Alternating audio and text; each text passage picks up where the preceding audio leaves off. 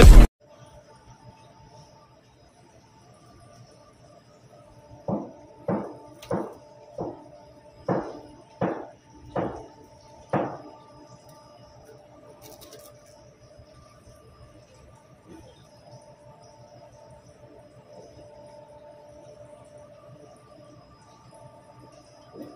morning guys! Sa today's video is gumawa ko ng modern na fried chicken. So ito siya. Ayan. So kung paano ko ginawa to, so tara! So simulan na natin ang ating paggawa ng aking modern fried chicken. So ito yung mga kailangan natin. So meron ako dito 5 kilong chicken legs. So chicken legs yung ginamit ko kasi kukunin natin yung mga buto niya. Yun ang magiging ano natin mamaya. So ayan, lagay ko lang sa isang planggana na malaki. So ano yung gusto nyong paglagyan sa mga chicken. So ayan, meron ako nitong buong paminta, asin at laurel. So yung asin dyan siguro mga 2 tablespoon at isang buong bawang. So hiniwa ko lang. Sibuyas, kasi pakukuluan natin to mamaya para kuha natin yung buto ng ating chicken legs. So yan, nilagyan ko na ng tubig. Ayan. So pakukuluan lang natin na sa loob ng mga 30 minutes. Ayan, kumulo na siya. Check lang natin. Kaya kulang pa yan siya sa kulo. So, mga 10 minutes more. Ayan, ating chicken legs. Sasarapin natin yan mamaya. So, ayan. So, tinanggal ko lang siya para at least lumamig. Mamaya ay himay-himayin natin yan.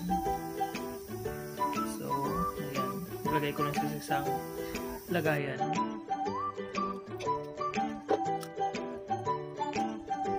Sa malinis na lalagyan o kaserola o planggana, so dyan ko nilagay yung ating inimay na laman ng ating chicken. So yan yung kukunin lang natin, yung buto, kasi napaka-importante niyan mamaya. Yan, set aside lang natin yung mga buto. So continue lang tayo paghimay-himay ng ating mga chicken legs, saka yung ayan ko dyan buong chicken legs. Ayan, tanggalin lang natin yung mga laman. Isa-isahin natin yan hanggang matapos, tapos titimplahan natin yan mamaya. Ayan.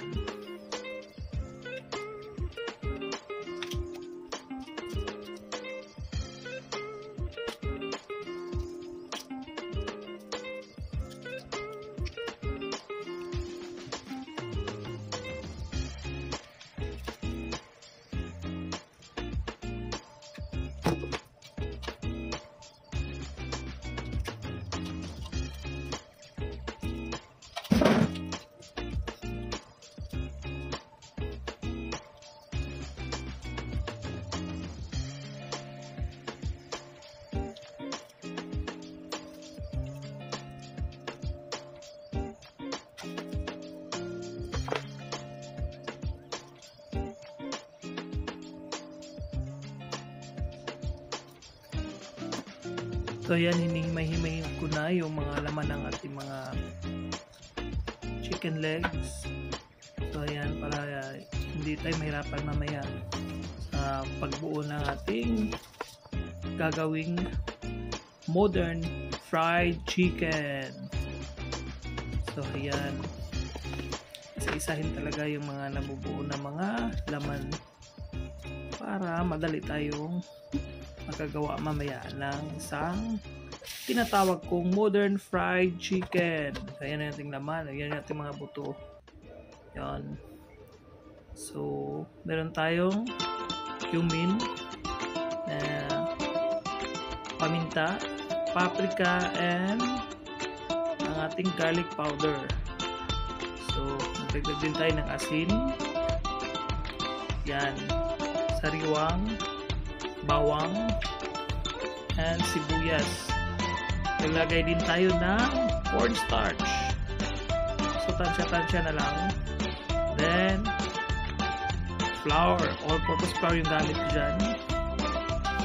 Then, sa malinis sa kamayan, so, haluin lang natin ng maayos ang ating mga ingredients para mahalo talaga siya at magkalasa ang ating chicken. So ayan, simulan na natin paggawa ng ating modern fried chicken. So ayan, kuha lang tayo ng tapos maglalagay pala tayo ng mozzarella cheese. Ayan.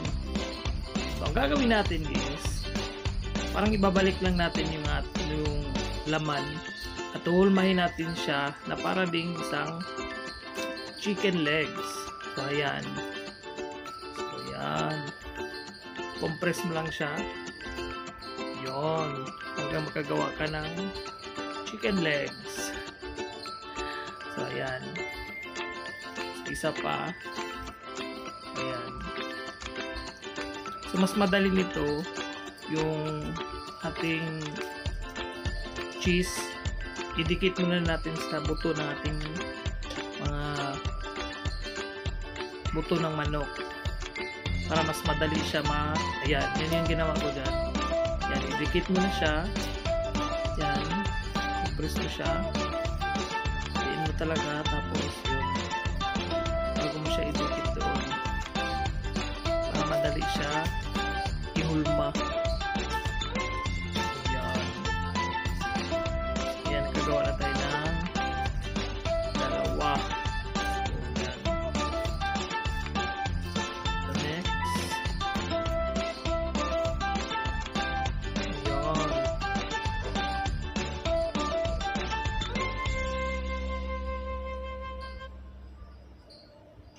So ito yung sinasabi ko, yan. Idikit mo na doon sa buto. Idikit natin ang cheese, yan. Compress mo talaga siya para dumikit siya. Yan. Kasi kung idiretso natin siya doon, mahirap siya mahirap siya gawing pabilog. Pero pag nakadagit na siya sa buto, madali na siyang gawing, madali na siyang ipasok sa loob. Yan. Natanggal pa. Sige, tuloy lang. Mahulma ka din. So, ayan. So, matrabaho siya na proseso, pero trust me, ulit-ulitin mo siya dahil ang sarap. Ang sarap ng pagkagawa. Modern talaga siya. Modern fried chicken. Yan. So, yan ang mga nagawa ko. So, nakagawa ko dyan ng 20 pieces na chicken legs. So, ang gagawin natin, so, i-dip natin siya sa flour. So, meron din tayo itlog and breadcrumbs. So, yun ang kailangan natin. Una, so, kuha tayo ng isa. So, ayan. So, bigyan natin ng harina. Yan. Then, sa ating egg mixture. Then, lastly, sa ating breadcrumbs. Yan.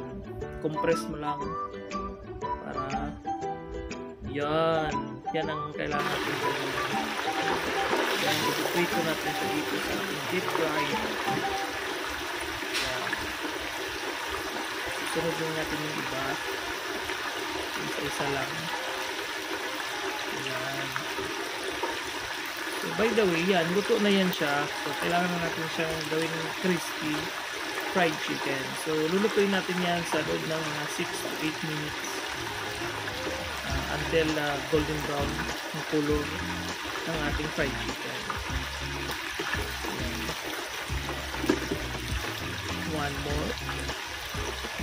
Ayan. So, salamat pala sa lahat ng mga nanood ng aking YouTube channel. Sa mga hindi pa nag-subscribe, so I hope na mag-subscribe kayo. And thank you in advance. So, sa mga baguhan po dito, so I hope na continue pong suportahan yung YouTube channel ko. So, salamat.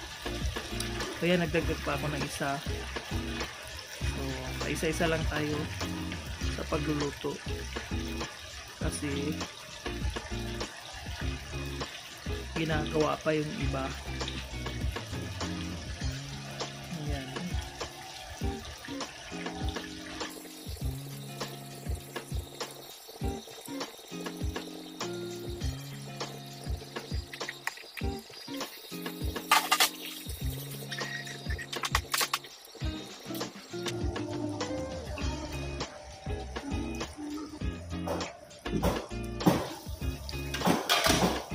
So ayan, naluto na. May naluto na tayong tinatawag kong modern fried chicken.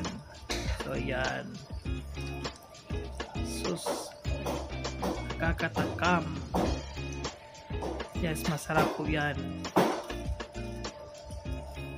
And may cheese pa sa loob. Ayan. So guys, ito na po ang aking modern crispy fried chicken. Ayan. Ang ganda. Super crispy yan. Ang sarap. Ayan. Siguradong sigurado.